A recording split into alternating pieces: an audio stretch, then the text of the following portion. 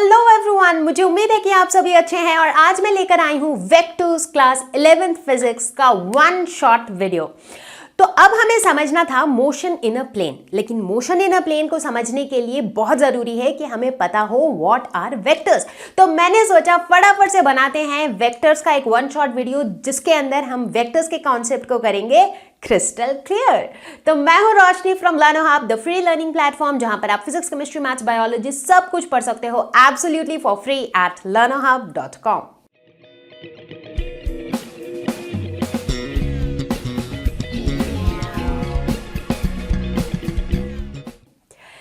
तो बच्चों, last video में हमने बात करी थी motion in a straight line की, ठीक है। यानी कि जब कोई भी ऑब्जेक्ट जैसे कि ये बॉल सीधे सीधे यूं स्ट्रेट लाइन में मूव करता है, दैट इज वन डायमेंशन में मूव करता है, that is motion in a straight line, ठीक है। लेकिन अब हम बात करते हैं कि यार मान लो इस बॉल को मैं यूं थ्रो कर दूं, तो क्या हुआ? हमने देखा कि ये बॉल ने जो है कुछ यूं पाथ कवर किया, इस तरीके से ये गया, ठीक है। और इसके दौरान हुआ क्या? एट एवरी पॉइंट हमने देखा कि यहां से यहां तक जाने में इस बॉल का जो एक्स कोऑर्डिनेट है वो भी चेंज हुआ, क्योंकि ये यहां से यहां पहुंच गया। अगर इसके वाई कोऑर्डिनेट की बात करें तो वो भी चेंज हुआ, क्योंकि मैंने तो यहां से थ्रो किया था, बट बीच में हमने देखा था कि बॉल यहां तक भी जा चुका था, यानी कि वाई कोऑर्डिनेट भी चेंज हुआ था, करेक्ट। तो इस तरह के मोशन को जहां पर दोनों डायमेंशंस या फिर दोनों कोऑर्डिनेट्स इन्वॉल्व होते हैं उसे हम कहते हैं मोशन इन टू डायमेंशन या फिर motion in a plane. So plane is always two dimensional. जैसे कि let's talk about the black board, that's a plane. उसमें दो डायमेंशंस होते हैं, right, along the length, along the breadth. उसी तरह if we talk about a table, that is two dimensional, that is a plane. अगर हम बात करें बिलियर्ड्स के बॉल की, हम क्या देखते हैं? ये जो बॉल के जो मूवमेंट है दैट इज टू डायमेंशनल। जब बॉल यूं मूव करता है हम क्या देख रहे हैं कि इसका एक्स कोऑर्डिनेट भी चेंज हो रहा है और साथ ही साथ इसका वाई कोऑर्डिनेट भी चेंज हो रहा है, राइट। तो in order to understand motion in a plane या फिर टू डायमेंशनल मोशन को समझने के लिए इट इज वेरी इंपॉर्टेंट कि हमें वेक्टर्स के बारे में पता हो, and that is why this video. तो पिछले वीडियो में हमने ऑलरेडी बात करी थी कि स्केलर क्वांटिटी क्या होता है और वेक्टर क्वांटिटी क्या होता है, राइट। बताओ क्या होता है? स्केलर क्वांटिटी बोले तो ऐसी क्वांटिटी जिसका सिर्फ मैग्नीट्यूड होता है और उसे डायरेक्शन से कोई मतलब नहीं होता है, और दूसरी तरफ वेक्टर क्वांटिटी मतलब जिसका मैग्नीट्यूड और डायरेक्शन दोनों ही होता है। जैसे कि अगर मैं वॉक कर रही हूं और मैं कह रही हूं कि यार मैं ना 5 किलोमीटर पर आवर जो है वॉक करती हूँ, मतलब ये मेरी स्पीड है कि मैं हर घंटे में 5 किलोमीटर कवर करती हूँ, बट मुझे इस बात से कोई फर्क नहीं पड़ता है कि मैं दाएं जा रही हूँ, बाएं जा रही हूँ, नॉर्थ जा रही हूँ, साउथ जा रही हूँ, डजंट मैटर टू मी। मेरे लिए सिर्फ वो 5 किलोमीटर पर आवर, वो जो नंबर है दैट इज इंपॉर्टेंट। यानी कि मेरे लिए सिर्फ मैग्नीट्यूड इंपॉर्टेंट है, डायरेक्शन का कोई मतलब नहीं है। तो इसका मतलब मैं किसकी बात कर रही हूँ? मैं एक स्केलर क्वांटिटी की बात कर रही हूँ, यहाँ पर मैं स्पीड की बात कर रही हूँ, ठीक है। लेकिन वहीं दूसरी तरफ अगर मैं कहूँ कि यार मुझे 5 किलोमीटर पर आवर वाला नंबर तो रीच करना है, मतलब मुझे 5 किलोमीटर पर आवर के स्पीड से तो चलना है, लेकिन मेरे लिए ये भी इंपॉर्टेंट है कि मैं कौन से डायरेक्शन में चलूँ। मैं नॉर्थ की तरफ जाऊँ या साउथ की तरफ जाऊँ या फिर राइट लूँ, लेफ्ट लूँ, मतलब the direction is also important. तो अगर मैं ऐसे कह रही हूँ कि 5 kilometre per hour towards north, इसका मतलब मैं मैग्नीट्यूड और डायरेक्शन दोनों की बात कर रही हूं। तो यहां पर मैं बात कर रही हूं वेलोसिटी की, यानी कि एक वेक्टर क्वांटिटी की, ठीक।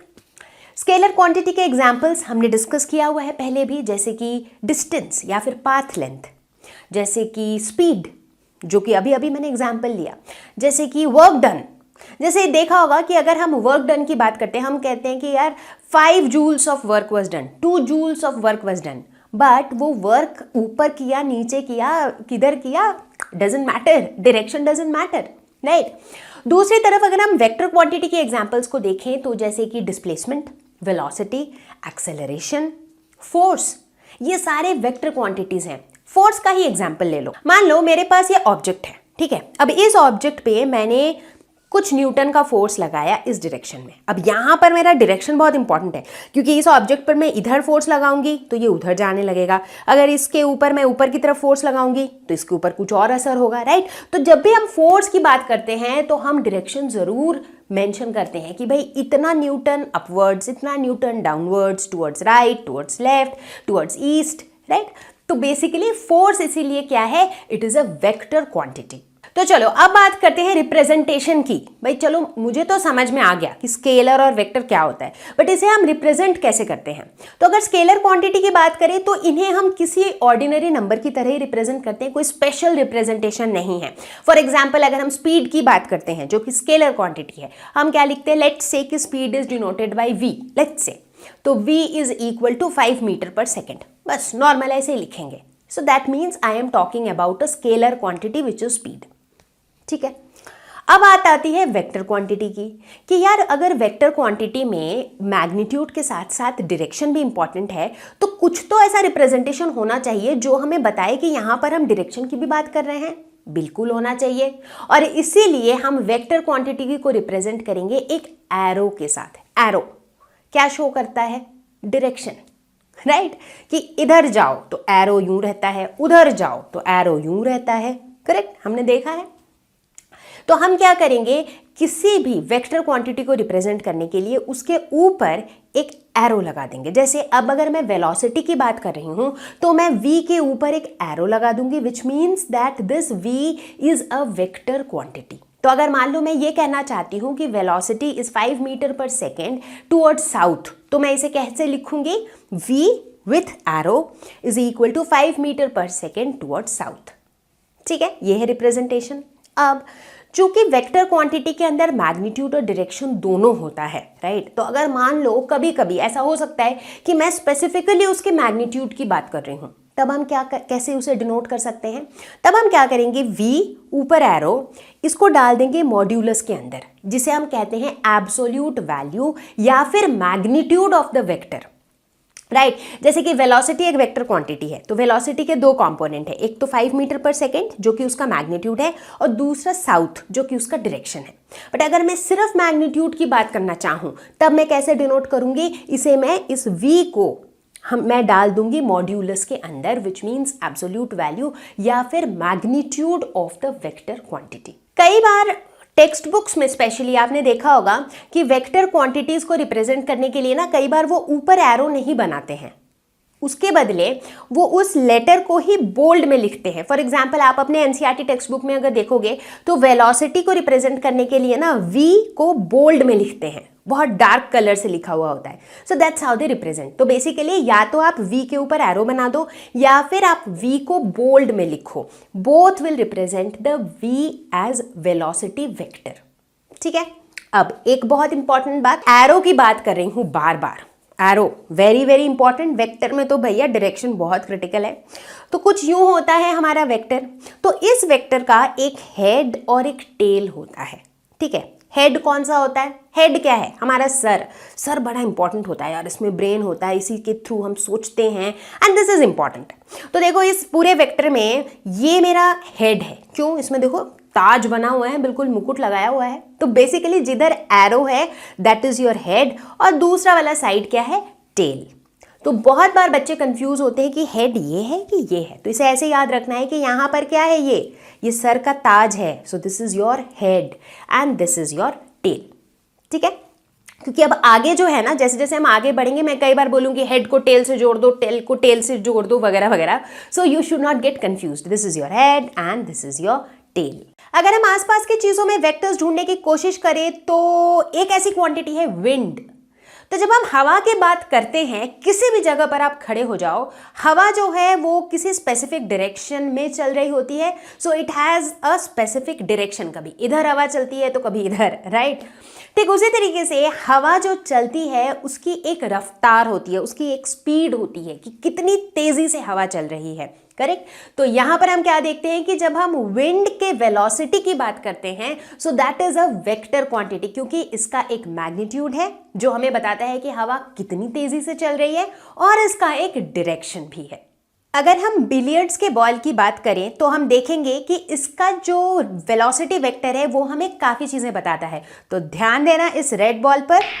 इस बॉल के वेलोसिटी वेक्टर की अगर हम बात करें तो लेंथ ऑफ द वेक्टर हमें ये बताता है कि ये बॉल कितनी तेज़ी से मूव कर रहा है, और अगर हम इसके डायरेक्शन की बात करें तो वो ये बता रहा है कि ये बॉल किस डायरेक्शन में, किस तरफ जा रहा है। टेबल जो कि एक 2 डायमेंशनल प्लेन है, इसके अंदर किसी भी बॉल का पोजीशन बताता है पोजीशन वेक्टर, और ये बॉल कितनी तेजी से जा रहे हैं वो बताता है वेलोसिटी वेक्टर। तो बात करते हैं कॉम्बिनेशन ऑफ स्केलर्स की, कि स्केलर क्वांटिटीज को किस तरह से हम ऐड, सब्ट्रैक्ट, मल्टीप्लाई, डिवाइड करते हैं।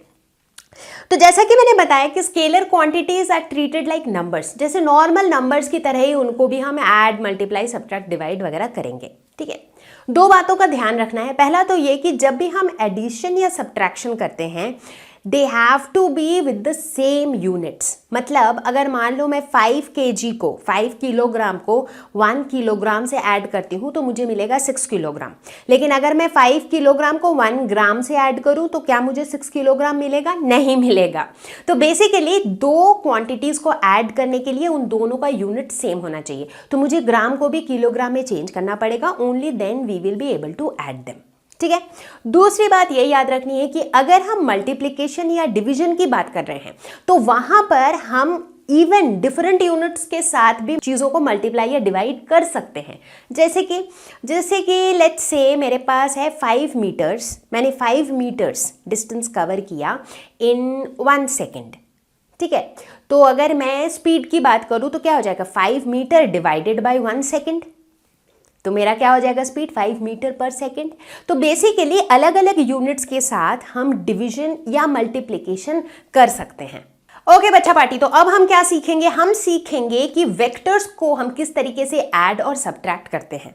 अब इसे समझने से पहले हमें वेक्टर्स के एक बहुत बेसिक से बिहेवियर के बारे में पता होना चाहिए। और वो बिहेवियर क्या है? वो बिहेवियर ये कहता है कि अगर हमारे पास ये एक वेक्टर है, ठीक है, सबको पता है कि जो वेक्टर है इसका मैग्नीट्यूड होता है, and magnitude is given by the length of the vector, और डायरेक्शन तो ऑब्वियसली ये एरो हमें बता ही रहा है कि किस डायरेक्शन में पॉइंटेड है ये वेक्टर।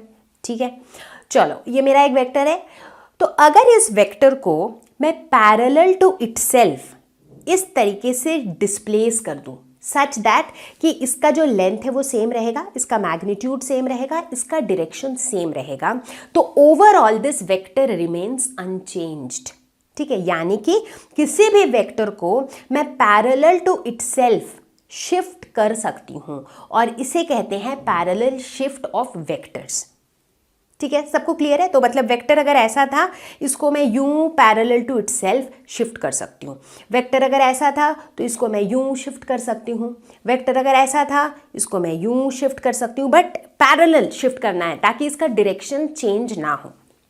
अब कुछ वेक्टर्स ऐसे होते हैं जिनमें इस तरह की जो पैरेलल शिफ्टिंग है उससे कोई फर्क नहीं पड़ता है, उसको आप कहीं से भी उठा के कहीं भी रख दो, जस्ट इंश्योरिंग कि उसका मैग्नीट्यूड और डायरेक्शन सेम रहे। तो इस तरह के वेक्टर्स को हम कहते हैं फ्री वेक्टर्स, फ्री वेक्टर्स। ठीक है, लेकिन कुछ ऐसे वेक्टर्स भी होते हैं जिनके लिए उनका लाइन ऑफ एक्शन बड़ा इंपॉर्टेंट होता है।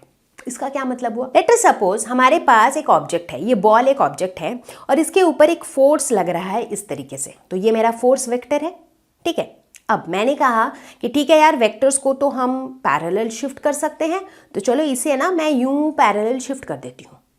Does that work?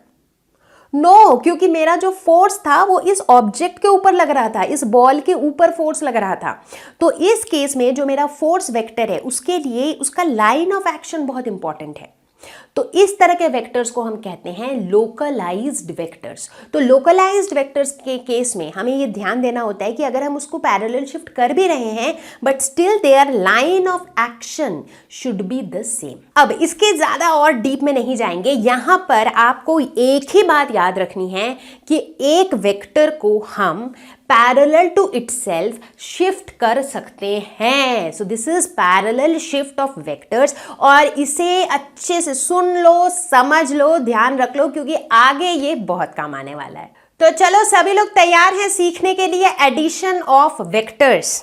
तो आप सोच रहे होंगे कि ये मैं इनको लेके क्या कर रही हूँ, इसी से तो सीखेंगे हम वेक्टर एडिशन।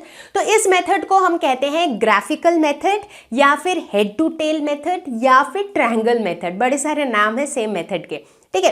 तो लेट अस सपोज हमारे पास दो वेक्टर्स हैं ए एंड बी, ठीक है। ये दोनों कुछ इस तरीके से रैंडमली हैं, ठीक है। अब इन दोनों को ऐड करने के लिए हमारा पहला स्टेप क्या होगा, हम इन दोनों वेक्टर्स को हेड टू टेल ज्वाइन करेंगे। मतलब वेक्टर ए का हेड, हेड क्या है, ये पिंक वाला एरो जो है दैट्स हेड। तो वेक्टर ए का हेड हम वेक्टर बी के टेल के साथ ज्वाइन करेंगे। कैसे करेंगे, पैरेलल शिफ्ट से। ए को हम अपनी जगह रखेंगे, बी को हम कर देंगे पैरेलल शिफ्ट इस तरीके से, ताकि बी का जो टेल है वो ए के हेड के साथ ज्वाइन हो जाए, ठीक है। तो इस तरीके से हमने इन्हें हेड टू टेल ज्वाइन कर दिया, इसीलिए इस मेथड को हम कहते हैं हेड टू टेल मेथड। इसके बाद हमारा अगला स्टेप क्या होगा, अगला स्टेप होगा कि ए का जो टेल है इसको हम बी के हेड से ज्वाइन कर देंगे, ठीक है, कुछ इस तरीके से। तो ये जो नई जो लाइन हमने बनाई, ये जो नया वेक्टर हमने बनाया, दिस वेक्टर यानी कि ये जो हमारा वेक्टर है, this is our resultant vector. यानी कि ए और बी को जब हम ऐड करेंगे तो हमें ये वाला वेक्टर मिलेगा, ठीक है। सबको समझ में आ गया।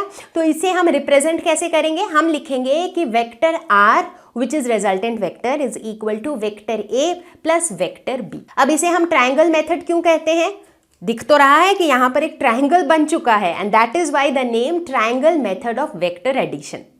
अब चलो सीखे vector subtraction. Let us suppose हमारे पास एक वेक्टर है A, दूसरा वेक्टर है B, ठीक है, और मुझे A माइनस बी निकालना है, ठीक है। तो A माइनस बी का मतलब क्या है, A माइनस बी का एक्चुअली मतलब है A प्लस माइनस बी। मतलब वेक्टर ए को अगर मैं माइनस बी वेक्टर के साथ जोड़ दूं, माइनस बी का मतलब क्या है, एग्जैक्टली सब कुछ सेम होगा बी वेक्टर के जैसा, जस्ट दैट इसका जो डायरेक्शन होगा ये ऑपोजिट हो जाएगा, correct. So that will be minus B. तो अब मेरा क्वेश्चन कह रहा है कि ए प्लस माइनस बी कर दो तो मुझे मिल जाएगा ए माइनस बी। अब तो यानी कि अब हम क्या कर रहे हैं, हम बेसिकली ए और माइनस बी वेक्टर को ऐड कर रहे हैं। ऐड कैसे करेंगे, वही हेड टू टेल मेथड। ए के हेड के साथ बी के टेल को जोड़ देंगे, तो इसीलिए बी को हमने पैरेलल शिफ्ट किया, इस तरीके से ज्वाइन करा दिया, राइट। वही प्रोसेस फॉलो किया, देखो हेड टू टेल ज्वाइन कर दिया दोनों वेक्टर को।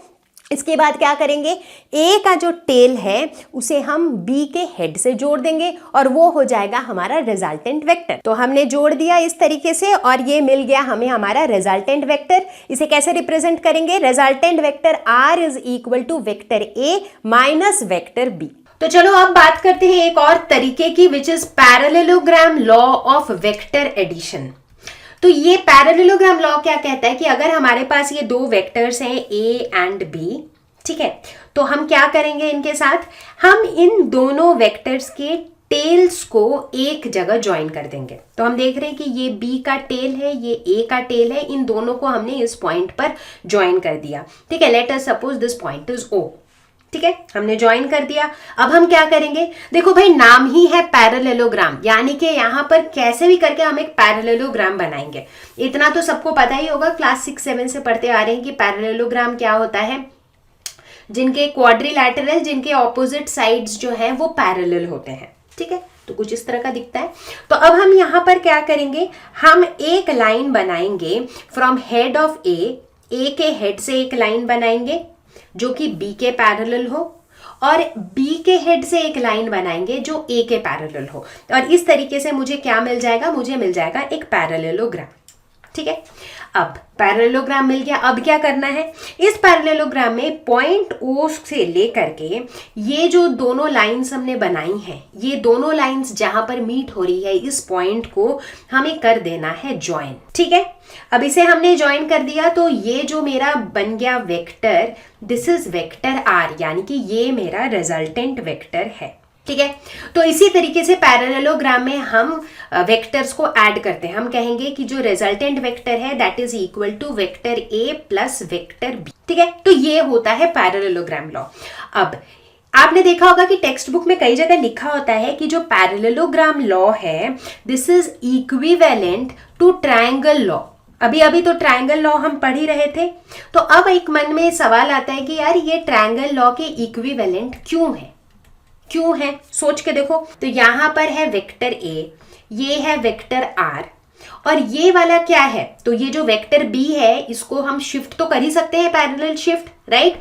तो बेसिकली ये जो मेरा डॉटेड लाइन है this could be my vector be in a way, क्योंकि इसको पैरेलल शिफ्ट कर सकते हैं। तो ये क्या बन गया, ये भी एक तरीके से एक ट्रायंगल ही तो बन गया। तो इसीलिए हम पैरेललोग्राम लॉ को भी ट्रायंगल लॉ के इक्विवेलेंट ही कहते हैं। अब वेक्टर की जो ये अरिथमेटिक है, ये सब जो एडिशन सब्ट्रैक्शन वगैरह हम कर रहे हैं, इनके प्रॉपर्टीज की बात करें तो सबसे पहला property, vector addition is commutative. Commutative क्या होता था? कम्यूटेटिव, जब हम नंबर्स में कम्यूटेटिव पढ़ते थे तो हम कहते थे कि अगर ए और बी दो नंबर है तो a plus B is equal to B plus A, यही होता था कम्यूटेटिव प्रॉपर्टी। यहां पर वेक्टर्स के केस में भी ये ट्रू है, vector A plus vector B is equal to vector B plus vector A. ठीक है, अब आप पूछ सकते हो कि कैसे, क्या ये सच में ट्रू है? बिल्कुल ट्रू है। चलो ऐसे देखते हैं, अभी तो हेड टू टेल मेथड हमने सीखा था थोड़ी देर पहले। सो लेट अस सपोज कि ये मेरा वेक्टर ए है, ठीक है, एंड लेट अस सपोज ये मेरा वेक्टर बी है, ठीक है। तो जो इनका सम होगा वो क्या हो जाएगा, ये आर जो है मेरा, ये मेरा सम हो जाएगा। So this is basically A plus B, ठीक है। अब अगर मैं पूछूं बी प्लस ए करना है मुझे, तो अगर बी प्लस ए करना है तो चलो पहले बी को बनाते हैं, दिस इज बी।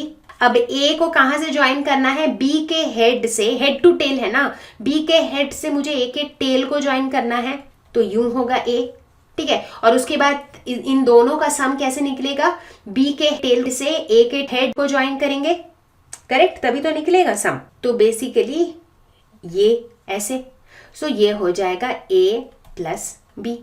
तो बेसिकली देखो a प्लस बी जो है ये दोनों केस में सेम ही है, correct, they are just the same, खाली हमने थोड़ा सा इनका ओरिएंटेशन को चेंज किया। तो इससे हम कह सकते हैं कि vector addition is commutative, a plus B is equal to B plus ए।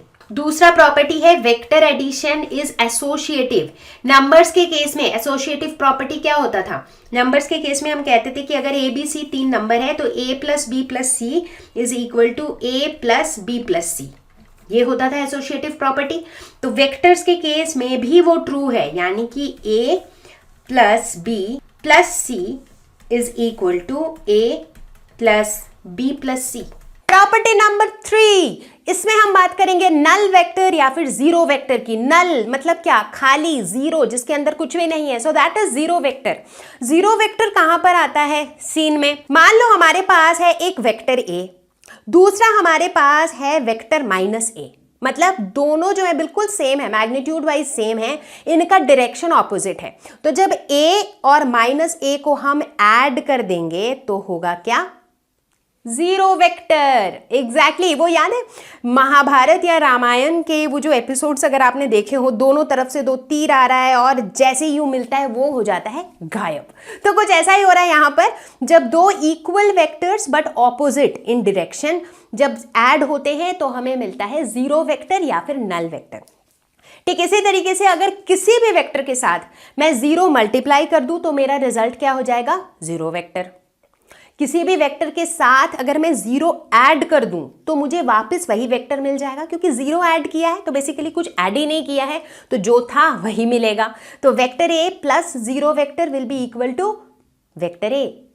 चौथा प्रॉपर्टी, अगर हम किसी वेक्टर को मल्टीप्लाई करते हैं एक स्केलर से, एक नंबर से अगर मल्टीप्लाई करते हैं तो क्या होगा, तो मेरा वेक्टर का जो मैग्नीट्यूड है वो उतना टाइम्स हो जाएगा। For example let us suppose मेरे पास है ये वेक्टर ए, ठीक है, इस वेक्टर ए को मैंने मल्टीप्लाई कर दिया 2 से, 2 इज अ स्केलर, एक नंबर है, 2 से हमने इसे मल्टीप्लाई कर दिया, तो मेरा रिजल्ट क्या हो जाएगा, तो मुझे मिल जाएगा 2a।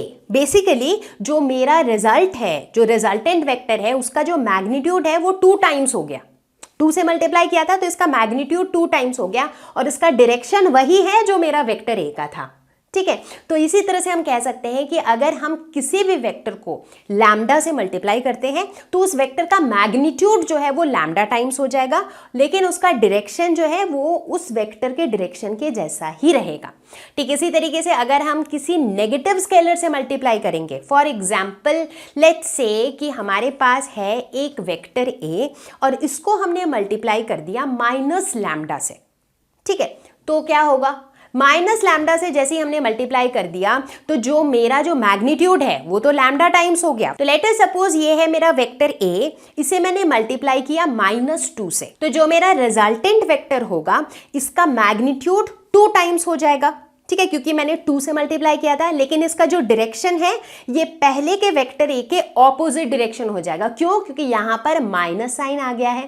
तो ठीक इसी तरीके से अगर हम किसी भी वेक्टर ए को माइनस लैम्डा से मल्टीप्लाई करते हैं तो मुझे मिलेगा माइनस लैम्डा ए, यानी कि मैग्नीट्यूड लैम्डा टाइम्स हो जाएगा, लेकिन जो डायरेक्शन है वो ए के डायरेक्शन के ऑपोजिट डायरेक्शन में हो जाएगा। What are equal vectors? दो वेक्टर्स जिनका मैग्नीट्यूड सेम है और जिनका डायरेक्शन भी सेम है, दे आर इक्वल वेक्टर्स। तो क्या ये दोनों इक्वल वेक्टर्स हैं? बिल्कुल है, क्योंकि इनकी लेंथ भी सेम है, सो मैग्नीट्यूड सेम है, डायरेक्शन भी सेम है। क्या ये दोनों इक्वल वेक्टर्स हैं? हालांकि इनका लेंथ तो सेम है बट इनका डायरेक्शन अलग है, तो इसीलिए ये इक्वल वेक्टर्स नहीं है। क्या ये दोनों इक्वल वेक्टर्स हैं? डायरेक्शन सेम नहीं है, तो ये भी इक्वल वेक्टर्स नहीं है। अब हम बात करेंगे यूनिट वेक्टर की। नाउ यूनिट वेक्टर एक बहुत इंपॉर्टेंट कॉन्सेप्ट है जो आपको अच्छे से समझ आना चाहिए। यूनिट मतलब 1, तो ये यूनिट लेंथ वेक्टर होते हैं, मतलब ये ऐसे वेक्टर होते हैं जिनका लेंथ 1 होता है, या फिर कह सकते हो कि जिनका मैग्नीट्यूड 1 होता है, and they point in a specific direction, वो एक पर्टिकुलर डायरेक्शन को पॉइंट करते हैं। तो यूनिट वेक्टर्स को हम डायरेक्शनल वेक्टर्स भी कहते हैं, क्योंकि ये जो वेक्टर्स होते हैं ना, इनका मेन सिग्निफिकेंस ही ये है कि ये किसी भी वेक्टर का डायरेक्शन बताता है, इसीलिए इन्हें हम कहते हैं डायरेक्शनल वेक्टर। अब आप पूछोगे कैसे ये वेक्टर्स डायरेक्शन कैसे बताते हैं? तो अब इनका मैग्नीट्यूड तो 1 होता है, ये हमें पता चल गया। तो यूनिट वेक्टर के साथ अगर आप कोई भी स्केलर को मल्टीप्लाई कर देते हो तो आपको एक वेक्टर मिलता है। तो बेसिकली किसी भी वेक्टर को आप कैसे रिप्रेजेंट कर सकते हो? एक scalar multiplied by a unit vector. वो जो स्केलर होगा वो उस वेक्टर का मैग्नीट्यूड बताएगा, जो यूनिट वेक्टर होगा वो उस वेक्टर का डायरेक्शन बताएगा, ठीक है। तो यूनिट वेक्टर को अगर मुझे मैथमेटिकली डिफाइन करना हो तो हम कैसे करेंगे? तो mathematically unit vector is equal to any vector. Let us suppose we talk about a vector A, in general हम एक वेक्टर ए की बात करते हैं, तो any vector A divided by magnitude of A, ठीक है। मतलब अगर कोई भी वेक्टर हमारे पास दिया हुआ है, किसी भी वेक्टर को हम यूनिट वेक्टर के टर्म्स में कैसे लिख सकते हैं? That vector A is equal to magnitude of that vector into unit vector. तो वो मैग्नीट्यूड बता रहा है उसका जो भी वैल्यू है, जो लेंथ है, और यूनिट वेक्टर बताता है डायरेक्शन, ठीक है। अब ये जो यूनिट वेक्टर्स होते हैं ये यूनिटलेस होते हैं, इनका कोई यूनिट नहीं होता, ये डायमेंशनलेस होते हैं, कोई डायमेंशन नहीं होता। इन्हें हम डिनोट कैसे करते हैं? जैसे नॉर्मल वेक्टर को हम कैसे डिनोट करते हैं? ऊपर एक एरो बना देते हैं। यूनिट वेक्टर के ऊपर हम क्या करते हैं? एरो बनाते हैं? नहीं, थोड़ा कुछ अलग करेंगे। इनके ऊपर हम एक कैप बना देते हैं, उनको ना टोपी पहना देते हैं हम यूनिट वेक्टर को। तो यूं इस तरीके से हम बनाते हैं इनका कैप, तो इसे हम कहते हैं कैप, ठीक है। अब जब हम यूनिट वेक्टर्स की बात करते हैं तो हम देखते हैं कि जो हमारे 3 कोऑर्डिनेट एक्सेस होते हैं x, y, z, ये तीनों एक्सेस के अबाउट हमारे 3 यूनिट वेक्टर्स होते हैं, जिसे हम डिनोट करते हैं i, j और k से, ठीक है। तो यहां पर हम चूंकि मोशन इन अ प्लेन या फिर मोशन इन 2 डायमेंशन की बात करेंगे तो हम मोस्टली आई और जे की बात करेंगे, क्योंकि हम एक्स और वाई एक्सिस की बात कर रहे हैं यहां पर। तो ये जो आई जे के होता है, इनके अगर मैं मैग्नीट्यूड की बात करूं, यानी कि इनको अगर मैं मॉड के अंदर डाल दूं तो इनका वैल्यू क्या होगा? बताओ, अभी तो बताया यूनिट वेक्टर है यार, तो यूनिट है magnitude. So mod of I is equal to mod of J is equal to mod of K is equal to 1, क्योंकि ये यूनिट वेक्टर है, ठीक है। और चूंकि ये आई, जे और के जो है ये एक्स, वाई, जेड एक्सिस के अलोंग है, तो ये तीनों आपस में परपेंडिकुलर है, सो दे आर म्यूचुअली परपेंडिकुलर, ठीक है। अब देखो किस तरीके से यूनिट वेक्टर डायरेक्शन बताता है। लेट अस सपोज मैंने कहा कि मेरे पास एक वेक्टर है, ठीक है, और वो वेक्टर है, let's say I am talking about a velocity vector, और मेरी वेलोसिटी वेक्टर जो है दैट इज 2j मीटर पर सेकेंड। इसका मतलब क्या हुआ? इसका मतलब हुआ कि ये जो वेलोसिटी वेक्टर है इसकी मैग्नीट्यूड है 2 मीटर पर सेकेंड, और इसका डायरेक्शन क्या है? जे मतलब वाई एक्सिस, मतलब 2 मीटर पर second along the Y axis. ठीक है, तो यहां पर मैग्नीट्यूड किसने बताया? 2 ने बताया जो कि स्केलर था। डायरेक्शन किसने बताया? जे ने बताया जो कि यूनिट वेक्टर था। तो इसीलिए हम यूनिट वेक्टर को क्या कहते हैं? Directional vector. इतना ही नहीं, थोड़ा सा कुछ और डिफरेंट एग्जाम्पल लेते हैं। लेट अस सपोज कि मेरे पास एक पोजीशन वेक्टर है, मतलब वो पोजीशन वेक्टर जो है मेरे बिलियर्ड्स के इस बॉल की, इस रेड वाले बॉल की पोजीशन बता रही है, और वो पोजीशन बता रही है, और वो पोजीशन वेक्टर कह रहा है 2i + 3j। मतलब क्या हुआ? इसका मतलब है कि जो 2 है, 2 मीटर, आई मतलब एक्स एक्सिस, मतलब एक्स एक्सिस पे 2 मीटर और वाई एक्सिस पे 3 मीटर, इनको अगर ज्वाइन करो तो जो पॉइंट आता है that is the position of the red ball. ठीक है, तो इस तरीके से जो यूनिट वेक्टर्स हैं ये किसी भी वेक्टर के डायरेक्शन को बताते हैं, and therefore we call them directional vectors. अब मान लो रैंडमली मुझे कोई भी एक वेक्टर दिया हुआ है, ठीक है, अब ये मेरा वेक्टर ए है, ठीक है, अब ये मेरा एक्स एक्सिस है, वाई एक्सिस है, जेड एक्सिस है। अब इस किसी भी वेक्टर ए को जो है मैं इसके कंपोनेंट्स में रिजॉल्व कर सकती हूँ, मतलब इस वेक्टर का एक्स एक्सिस के अबाउट क्या कंपोनेंट होगा, वाई एक्सिस के अबाउट क्या कंपोनेंट होगा, जेड एक्सिस के अबाउट क्या कंपोनेंट होगा, इसको मैं निकाल सकती हूँ। तो इसे हम कहते हैं रिजॉल्विंग अ वेक्टर या फिर resolution of a vector into its components. कैसे निकालते हैं कंपोनेंट्स, चलो देखें। तो मान लेते हैं कि हमारे पास कोई एक वेक्टर है ए, जैसे कि यहां पर हमने ड्रॉ किया है, let's say this is vector A. ठीक है, तो ये रेजोल्यूशन ऑफ वेक्टर्स का मतलब ये था कि किसी भी वेक्टर को हम इसके एक्स एक्सिस और वाई एक्सिस के अलोंग जो कंपोनेंट्स है उनके फॉर्म में लिख सकते हैं।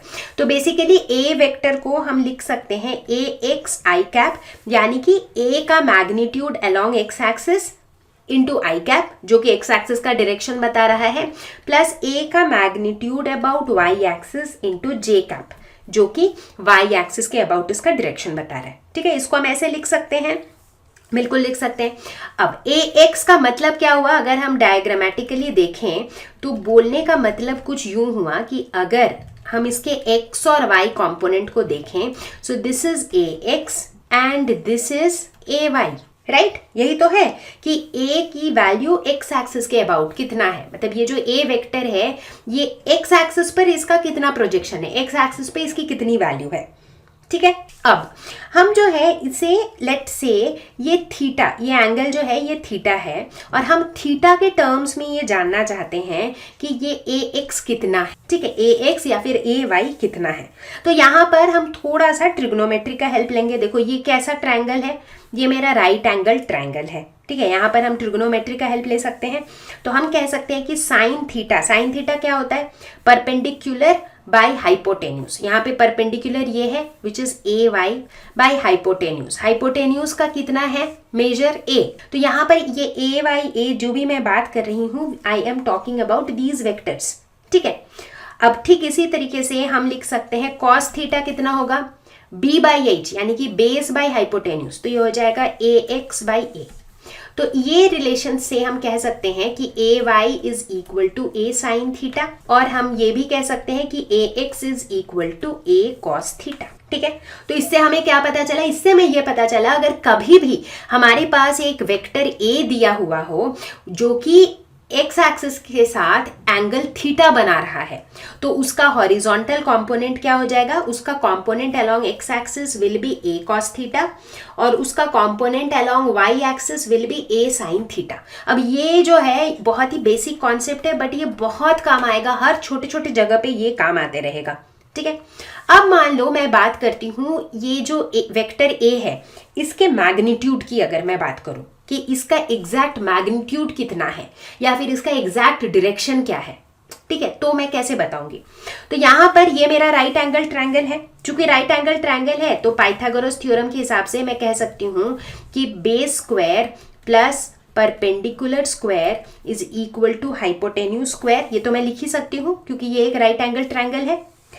तो इससे हमें क्या पता चल रहा है कि magnitude of A will be equal to root over A X square plus A Y square. ठीक है, तो इस तरीके से हम किसी भी वेक्टर का मैग्नीट्यूड निकाल सकते हैं। किसी भी वेक्टर का इन द सेंस जैसे जैसे हम क्वेश्चन सॉल्व करेंगे, तो अगर हमारे पास लेट्स से एक वेक्टर है एक्स एक्सिस के डायरेक्शन के अलोंग, दूसरा वेक्टर है अलोंग द वाई एक्सिस, तो इन दोनों का जो रिजल्टेंट होगा वो कुछ इस ए वेक्टर के अलोंग होगा। तो इसका अगर मुझे मैग्नीट्यूड निकालना हो तो मैं ऐसे निकाल सकती हूँ। ठीक है, तो ये मुझे क्या देता है, this gives me magnitude of vector A. ठीक है, अब अगर मैं पूछूं what about direction of vector A, vector ए के डायरेक्शन का क्या, डायरेक्शन कौन बता रहा है, थीटा। ठीक है, तो अगेन इसी राइट एंगल ट्रायंगल से हम लिख सकते हैं कि tan theta is equal to perpendicular by base which is A Y by A X. तो अगर मुझे वेक्टर ए का x और y कंपोनेंट्स पता है तो हम इसका डायरेक्शन भी बता सकते हैं, राइट। तो इससे हमें क्या पता चला, इससे हमें ये पता चला अगर हमारे पास कोई भी गिवन वेक्टर है उसे अगर हम रिजॉल्व कर दें, उसे अगर हम उसका x कंपोनेंट y कंपोनेंट में रिजॉल्व कर दें तो उनके हेल्प से हम उस वेक्टर का मैग्नीट्यूड, डायरेक्शन सब कुछ निकाल सकते हैं। ये एक बहुत बेसिक कॉन्सेप्ट है but this is a very very important concept क्योंकि बहुत बेसिक है। इसी के ऊपर बेस्ड आगे हम बहुत सारी चीजें पढ़ेंगे। अब हम बात करने वाले हैं vector addition by analytical method. अभी तक हम जिस मेथड की बात कर रहे थे दैट वाज ग्राफिकल, जिसमें हम ड्रॉ कर रहे थे, हेड से टेल को जोड़ रहे थे, फिर टेल से हेड तक जोड़ के हम रिजल्टेंट निकाल रहे थे, तो वहां पर हम ग्राफिकली कर रहे थे। अब ये एक एनालिटिकल मेथड है और इस मेथड में हम क्या करेंगे, हम वेक्टर्स के रेस्पेक्टिव कंपोनेंट्स को ऐड करेंगे। ठीक है, बोलने का मतलब लेट अस सपोज हम एग्जांपल लेते हैं, लेट अस से हमारे पास दो वेक्टर्स हैं ए और बी। ठीक है, तो अभी अभी हमने देखा कि किसी भी वेक्टर ए को हम उसके x और y कंपोनेंट्स के टर्म्स में लिख सकते हैं, A x I cap plus A y j cap, हम ऐसे लिख सकते हैं। ठीक उसी तरीके से वेक्टर बी को भी हम लिख सकते हैं बी एक्स आई cap plus B y j cap. ठीक है, तो अगर मुझे इन दोनों वेक्टर्स को ऐड करना हो तो एनालिटिकल मेथड मतलब हम कैलकुलेशन से इसको ऐड कर लेंगे। कैसे, हम जो आई कैप वाले कंपोनेंट हैं उनको साथ में ऐड कर देंगे और ठीक उसी तरीके से जो जे कैप वाले कंपोनेंट है उनको हम साथ में ऐड कर देंगे। तो बेसिकली ये हो जाएगा ए X plus B x I cap plus A Y plus B y j cap. ठीक है, तो ये a प्लस बी का जो सम है लेट अस से उसको हम r से डिनोट करते हैं, r vector that is the resultant vector. So this will be equal to A X plus B X को हम डिनोट करेंगे R X I cap plus A Y B Y को डिनोट कर देते हैं आर वाई जे कैप। ठीक है, तो इसे हम ऐसे लिख सकते हैं। तो इसका मतलब क्या हुआ कि जो रिजल्टेंट वेक्टर है उसका हर एक कंपोनेंट जो है वो a और b के कॉरेस्पॉन्डिंग कंपोनेंट्स का सम है। जैसे कि रिजल्टेंट वेक्टर का कंपोनेंट क्या क्या है, आर एक्स और आर वाई है, तो आर एक्स क्या है, ए एक्स बी एक्स का सम, आर वाई क्या है, ए वाई बी वाई का सम। ठीक है, तो इस तरह से जब हम ऐड करते हैं इसे हम कहते हैं एनालिटिकल मेथड। तो चलो एक एग्जांपल लेके देखते हैं। लेट अस सपोज हमारे पास तीन वेक्टर्स हैं ए बी और सी। ठीक है, तो अगर मुझे जी वेक्टर के कंपोनेंट्स को इवैल्यूएट करना हो जहां पर दिया हुआ है कि G is equal to A minus B plus C. ठीक है, तो सबसे पहले तो what is G vector, G vector को भी हम उसके कंपोनेंट्स के टर्म्स में लिख सकते हैं जी एक्स आई cap plus G y j cap, और ये this is equal to A vector, A को हम लिख सकते हैं A x I cap plus A y j cap minus bracket के अंदर हम b के जगह लिख सकते हैं बी एक्स आई cap plus B y j cap plus c के जगह लिख सकते हैं सी एक्स आई cap plus C y j cap. ठीक है, अब हम ऐड या सब्ट्रैक्ट कैसे करते हैं, कंपोनेंट वाइज, मतलब सारे i वालों को साथ में, सारे j वालों को साथ में, वैसे ही करते हैं हम। तो चलो सारे i वालों को एक जगह कर लेते हैं, A x minus B x minus C x I cap plus A Y minus B Y minus C y j cap, क्योंकि ब्रैकेट्स हटाओगे तो ये प्लस माइनस माइनस हो जाएगा, ठीक है, तो ये आ जाएगा। सो बेसिकली हम क्या कह सकते हैं कि जी एक्स, अब देखो राइट हैंड साइड और लेफ्ट हैंड साइड दोनों को अगर कंपेयर करो तो क्या देख रहे हो, आई कैप के साथ इधर क्या है जी एक्स और इधर आई कैप के साथ क्या है A x minus B x minus C x, जिसका मतलब है कि G x is equal to A x minus B x minus C x. ठीक उसी तरीके से अगर जे कंपोनेंट पे फोकस करो तो क्या पता चल रहा है कि जी वाई जो है that is equal to A Y minus B Y minus C Y. तो इस तरीके से हमने जी के कंपोनेंट्स को इवैल्यूएट कर लिया। तो देखो अभी तक तो जो है ना हम एक बहुत ही मतलब बोल सकते हैं सिंपल सिचुएशन की बात कर रहे थे, जहां पर ये वेक्टर ए है, ये वेक्टर बी है और हमें इनका रिजल्टेंट निकालना था, ठीक है। तो मेरा रिजल्टेंट कुछ इस तरीके से आ रहा था वेक्टर आर। अब चूंकि ये राइट एंगल ट्रायंगल बना रहा था तो मैं आराम से पाइथागोरस थ्योरम लगा के रिजल्टेंट का मैग्नीट्यूड निकाल ले रही थी। लेकिन सिचुएशन थोड़ा टेढ़ा तब होगा जब मैं कहूंगी कि यार ये ए और बी के बीच का जो एंगल है ना ये 90 डिग्री नहीं है। अगर इनके बीच का एंगल 90 डिग्री नहीं है तो मुझे राइट एंगल ट्रायंगल तो मिलेगा नहीं, तो मैं पाइथागोरस थ्योरम तो लगा नहीं सकूंगी रिजल्टेंट वेक्टर के मैग्नीट्यूड को निकालने के लिए। तब मैं क्या करूंगी, तो चलो देखें इसको मैथमेटिकली निकालते हैं कि किसी भी वेक्टर ए और बी के बीच का एंगल अगर 90 नहीं भी है कोई बात नहीं, तब भी तो हम उसका रिजल्टेंट निकाल सकते हैं ना। तो चलो देखें कैसे हम रिजल्टेंट का मैग्नीट्यूड निकालेंगे। तो यहाँ पर मेरा प्रॉब्लम स्टेटमेंट है कि find the magnitude and direction of the resultant of the two vectors A and be in terms of their magnitudes and angle between them. यानी कि हमारे पास गिवन क्या है, गिवन है हमारे पास magnitude of vector A, magnitude of vector B और दोनों के बीच का एंगल थीटा। तो इन तीनों चीज के टर्म्स में मुझे बताना है कि इनका रिजल्टेंट क्या होगा, और मतलब रिजल्टेंट का मैग्नीट्यूड और रिजल्टेंट का डायरेक्शन दोनों चीजें बतानी है, ठीक है। तो हम क्या करेंगे, जैसा कि हमने पैरेललोग्राम लॉ में पढ़ा था, पहले तो हम इस तरीके से पैरेललोग्राम बना लेंगे, फिर ये हमारा रिजल्टेंट हो जाएगा। तो पैरेललोग्राम मेथड के हिसाब से जो रिजल्टेंट है that is equal to A plus B, ठीक है। अब यहाँ पर इसकी एग्जैक्ट वैल्यू यानी कि मैग्नीट्यूड के एग्जैक्ट वैल्यू को निकालने के लिए हम कुछ कंस्ट्रक्शंस करेंगे, ठीक है। तो सबसे पहला कंस्ट्रक्शन हम क्या करेंगे कि ये जो पॉइंट है इस पॉइंट से हम बनाएंगे एक परपेंडिकुलर इस तरह से, ठीक है। तो इनको हम कुछ नाम दे देते हैं, late us suppose this is point S and let अस से दिस इज पॉइंट एन। तो हमने कंस्ट्रक्ट किया, यहाँ पर हमने कुछ कंस्ट्रक्ट किया, क्या कंस्ट्रक्ट किया, S N perpendicular to let's say this is point O. तो हमने एस एन को परपेंडिकुलर बनाया ऑन ओ एन, ठीक है। तो अब अगर हम इस ट्रायंगल को देखें, triangle O S N, triangle O S N ये क्या है, ये एक राइट एंगल्ड ट्रायंगल है। तो इसीलिए इसमें हम पाइथागोरस थ्योरम लगा सकते हैं। हम कह सकते हैं कि hypotenuse square is equal to perpendicular square plus base square, ठीक है। अब ये जो ओ एन है, ये ओ एन क्या है, अगर हम मान लें कि ये वाला पॉइंट पी है तो ओ एन को हम लिख सकते हैं O P plus P N, correct. तो ओ एन को हम लिख सकते हैं O P plus P N, ठीक है। और ओ पी क्या है, ओ पी इज ए मतलब the magnitude of A basically, ठीक है। और पी एन क्या है, what is this P N, अब ये बी है राइट, क्योंकि पैरेललोग्राम के ऑपोजिट साइड्स हैं। अच्छा ये वाला एंगल क्या है ये मुझे पता नहीं, let's say this angle is theta. तो अगर ये थीटा है तो ये क्या हो जाएगा, this is a vector B, this is making theta with X axis, तो इसका ये वाला हॉरिजॉन्टल कंपोनेंट क्या हो जाएगा, ये हो जाएगा बी कॉस थीटा, करेक्ट। ये तो किया था अभी थोड़ी देर पहले। तो पी एन की जगह हम लिख सकते हैं बी कॉस थीटा, ठीक है। तो मेरा ये वाला जो एक्सप्रेशन था ये क्या हो जाएगा, वापस से ये हो जाएगा O S square is equal to S N square.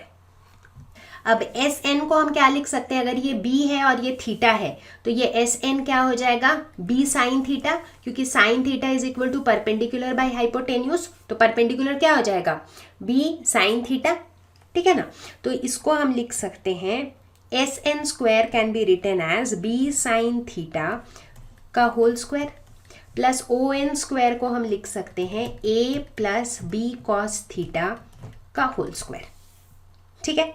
अब ओ एस स्क्वायर क्या है, O S is basically R यानी कि resultant, so R square is equal to, अब इसको हम पूरा ब्रेक कर लेंगे तो ये हो जाएगा B square sine square theta plus ये A plus B whole square के फॉर्म में है तो A square plus B square plus 2ab। तो इसे हम लिख सकते हैं A square plus B square common ले सकते हैं तो अंदर आ जाएगा sine square theta plus cos square theta plus 2ab cos theta. Sine square theta plus cos square theta क्या होता है, 1 होता है। तो R square is equal to A square plus B square plus 2ab cos theta, या फिर R is equal to root over A square plus B square plus 2ab cos theta. तो exactly यही हमें चाहिए था। हम क्या चाहते थे कि रिजल्टेंट की हम वैल्यू निकालें in terms of magnitude of A B and theta, तो बस निकल गया। तो इसका मतलब है यही है हमारा मेन फॉर्मूला। कभी भी अगर हमारे पास दो वेक्टर्स ए और बी दिए हुए हैं जिनके बीच में जो एंगल है दैट इज थीटा, अगर इनके बीच का जो एंगल है, because this is theta which means this is theta, right, क्योंकि ये बी और ये बी दोनों बी ही तो है। सो अगर दोनों के बीच का एंगल थीटा है तो उनका रिजल्टेंट का जो मैग्नीट्यूड है वो हम ऐसे निकालेंगे। इनफैक्ट इस रूल को बोला जाता है लॉ ऑफ कोसाइंस। कोसाइन क्यों, क्योंकि देखो यहाँ पर कॉस वाला टर्म है, राइट, तो इसीलिए this is law of cosines. तो ये तो हो गया मैग्नीट्यूड। अब आप पूछोगे कि डायरेक्शन का क्या। अब जब सवाल डायरेक्शन का होता है यानी कि हमें क्या बताना है, direction of the resultant vector, ठीक है। इसका मतलब हमें ये बताना है कि रिजल्टेंट वेक्टर जो है ये जो हमारा गिवन वेक्टर है उसके साथ कितना एंगल बना रहा है। तो लेट अस सपोज ये एंगल अल्फा है तो मुझे इस एंगल अल्फा का कोई रिलेशन बताना है। तो यहाँ पे स्ट्रेट फॉरवर्ड इस डायग्राम को देखते हुए हमें क्या दिख रहा है कि SON ये जो है this is a right angle triangle. तो हम कह सकते हैं कि tan अल्फा क्या हो जाएगा, perpendicular by base, perpendicular is SN और बेस क्या हो जाएगा ON। तो SN क्या है, B साइन थीटा, अभी तो हमने निकाला था, और ON क्या है, OP प्लस PN, OP है A और PN है B कॉस थीटा, ठीक है। तो ए बी और थीटा के टर्म्स में हम tan अल्फा को इस तरीके से निकाल सकते हैं, तो इससे हमें मिल जाएगा डायरेक्शन। तो चलो भाई डायरेक्शन वाला मामला भी जो है वो भी सॉल्व हो गया।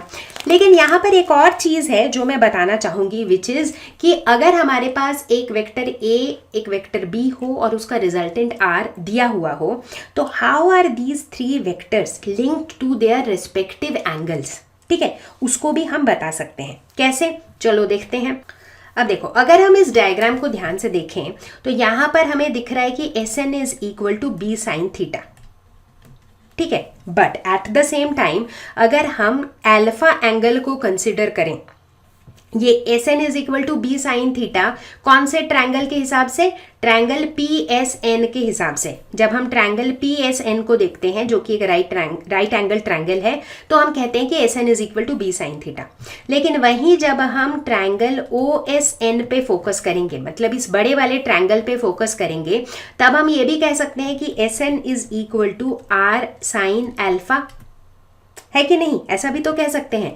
सो therefore B sine theta is equal to R sine alpha, या फिर हम कह सकते हैं कि R by sine theta is equal to B by sine alpha, ठीक है। तो ये मेरा एक रिलेशनशिप है जो क्या कनेक्ट कर रहा है, जो कह रहा है कि R और B ये दोनों के मैग्नीट्यूड्स और थीटा और अल्फा क्या है, थीटा है द एंगल जो कि B बना रहा है A के साथ, अल्फा है एंगल जो R बना रहा है A के साथ। तो मतलब R B और उनके रेस्पेक्टिव एंगल्स के बीच का रिलेशन ये इक्वेशन हमें दे रहा है। अब ठीक इसी तरीके से इन अ सिमिलर वे, अब यहाँ से ये जो पॉइंट P है ना, अगर यहाँ से हम एक परपेंडिकुलर बनाते हैं यहाँ पर, अब शायद आपको इतना सारा कंस्ट्रक्शन काफी कॉम्प्लिकेटेड लग रहा होगा, हालांकि nobody is going to ask you these derivations, ये सब कोई पूछेगा नहीं derivation, but you should know कि कहाँ से ये रिलेशंस आ रहे हैं, and that is why I am showing these to you, ठीक है।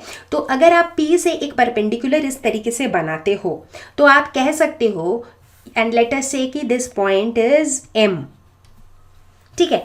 तो अब अगर हम ये छोटे वाले राइट एंगल ट्रायंगल पर फोकस करें तो हम कह सकते हैं कि PM is equal to A sine alpha, right, क्योंकि ये राइट एंगल ट्रायंगल है तो ये भी राइट एंगल ट्रायंगल है, तो साइन अल्फा क्या हो जाएगा, परपेंडिकुलर बाय हाइपोटेन्यूज, करेक्ट। तो अगर हम ट्रायंगल PMO पे फोकस करें तो हम ये रिलेशन लिख सकते हैं। ठीक उसी तरीके से PM को हम लिख सकते हैं B साइन बीटा, अगर बीटा इज दिस एंगल, ठीक है, बीटा अगर ये वाला एंगल है तो हम लिख सकते हैं कि साइन बीटा क्या हो जाएगा, sine beta will be equal to PM, ये वाला छोटा वाला, मतलब ये PMS, ये वाला जो ट्रायंगल है, इस ट्रायंगल के हिसाब से हम ये रिलेशन लिख सकते हैं। सो देयरफॉर यहाँ पर हम क्या लिख सकते हैं, A sine alpha is equal to B sine beta, या फिर A by sine beta is equal to B by sine alpha, ठीक है। And let us call this as equation 2। तो अब ये इक्वेशन 1 और 2 दोनों को अगर हम कंबाइन कर दें तो हम क्या लिख सकते हैं, दोनों को कंबाइन करके we can say that R by sine theta is equal to B by sine alpha is equal to A by sine beta. और ये जो रिलेशनशिप है, इस रिलेशनशिप को हम कहते हैं लॉ ऑफ साइंस। जिस तरह अभी हमने देखा था लॉ ऑफ कोसाइंस, उसी तरह इसे हम कहते हैं लॉ ऑफ साइंस।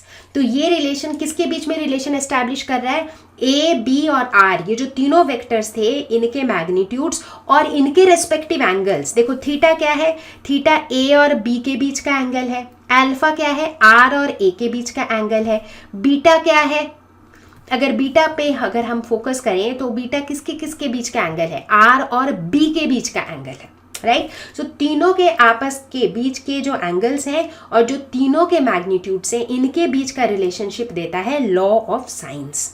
तो बच्चा पार्टी, विद दिस हम लोग पहुंच चुके हैं इस वीडियो के एंड पे, और इस वीडियो के अंदर हमने वेक्टर्स के बारे में वो सारी बातें डिस्कस कर ली है जो हमें चाहिए होंगी to understand motion in a plane. और सभी लोग इस वीडियो को अगर देख चुके हो तो मुझे उम्मीद है कि वेक्टर्स तो हो चुका होगा क्रिस्टल क्लियर, और बिल्कुल सीट बेल्ट बांध लो, तैयार हो जाओ, क्योंकि नेक्स्ट तगड़ा वीडियो आने वाला है बहुत ही जल्दी, मोशन इन अ प्लेन का 1 शॉट धमाकेदार वीडियो। ठीक है, तो मैं जल्दी ही मिलती हूं अगले वीडियो के साथ। और अगर इस वीडियो को देखने के बाद वेक्टर्स के कॉन्सेप्ट हुए हैं क्रिस्टल क्लियर, तो आप क्या करोगे, कमेंट्स पे लिखोगे कॉन्सेप्ट हुआ क्रिस्टल क्लियर। तो सभी लोग आराम से रहो, stay home, stay safe, take care, bye bye.